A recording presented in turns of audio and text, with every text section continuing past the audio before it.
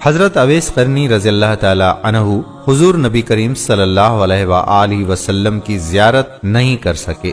دل میں حسرت بہت تھی کہ حضور کا دیدار کر لوں۔ بوڑھی ماں تھی اور انہی کی خدمت آپ کو حضور کے دیدار سے روکے ہوئے تھی۔ ادھر حضور نبی کریم صلی اللہ علیہ وآلہ وسلم یمن کی طرف رخ کر کے کہا کرتے تھے کہ مجھے یمن سے اپنے یار کی خوشبو آ رہی ہے۔ ایک صحابی نے کہا، حضور صلی اللہ علیہ وآلہ وسلم آپ اس سے اتنا پیار کرتے ہیں اور وہ ہے کہ آپ سے ملنے بھی نہیں آئے؟ تو آپ صلی اللہ علیہ وآلہ وسلم نے فرمایا کہ اس کی بوڑھی اور نابینا ماں ہے جس کی اویس بہت خدمت کرتا ہے اور اپنی بوڑھی ماں کو وہ تنہا چھوڑ کر نہیں آ سکتا۔ آپ صلی اللہ علیہ وآلہ وسلم نے حضرت عمر رضی اللہ تعالی عنہ اور حضرت علی رضی اللہ تعالی عنہ سے مخاطب ہوتے ہوئے فرمایا کہ تمہارے دور میں ایک شخص آئے گا جس کا نام ہوگا اویس بن عامر، قد کا ہوگا درمیانہ، رنگ ہوگا کالا اور جسم پر ایک سفید داغ ہوگا۔ جب وہ آئے تو تم دونوں اس سے دعا کرانا، کیونکہ اویس نے ماں کی ایسی خدمت کی ہے کہ جب بھی وہ دعا کے لیے ہاتھ اٹھاتا ہے تو اللہ تعالیٰ اس کی دعا کبھی رد نہیں کرتا۔ حضرت عمر رضی اللہ تعالی عنہ 10 سال خلیفہ رہے اور ہر سال حج کرتے رہے۔ ہر دفعہ حضرت اویس قرنی کو تلاش کرتے لیکن انہیں اویس نہ ملتے۔ ایک دفعہ حضرت عمر رضی اللہ تعالی عنہ نے سارے حاجیوں کو میدان عرفات میں اکٹھا کر لیا اور کہا کہ تمام حاجی کھڑے ہو جائیں، پھر کہا کہ سب بیٹھ جاؤ، صرف یمن والے کھڑے رہو۔ تو سب بیٹھ گئے اور صرف یمن والے کھڑے رہے۔ پھر کہا کہ یمن والے سارے بیٹھ جاؤ، صرف قبیلہ مراد کھڑا رہے۔ پھر کہا مراد والے سب بیٹھ جاؤ، صرف قرن والے کھڑے رہو۔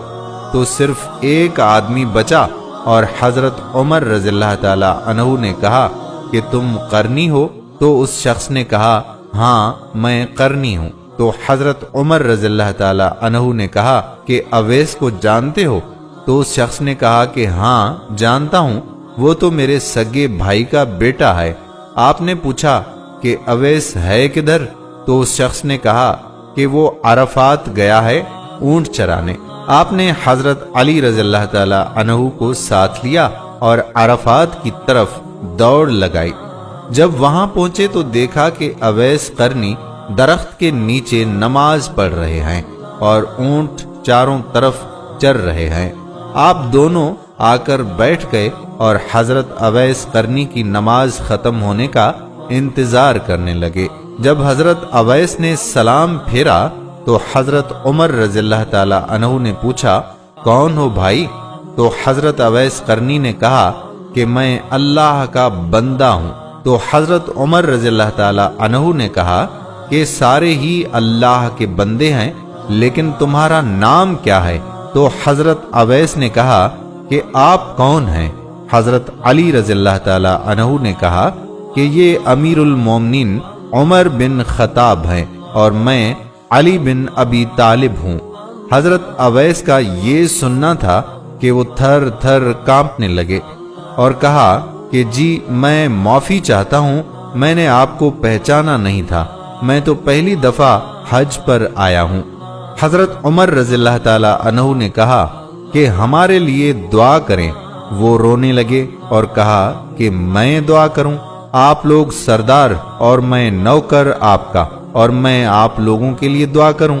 تو حضرت عمر رضی اللہ تعالی عنہ نے کہا کہ ہاں، اللہ کے نبی صلی اللہ علیہ وآلہ وسلم کا حکم تھا کہ اویس جب بھی آئے تو اسے دعا کروانا۔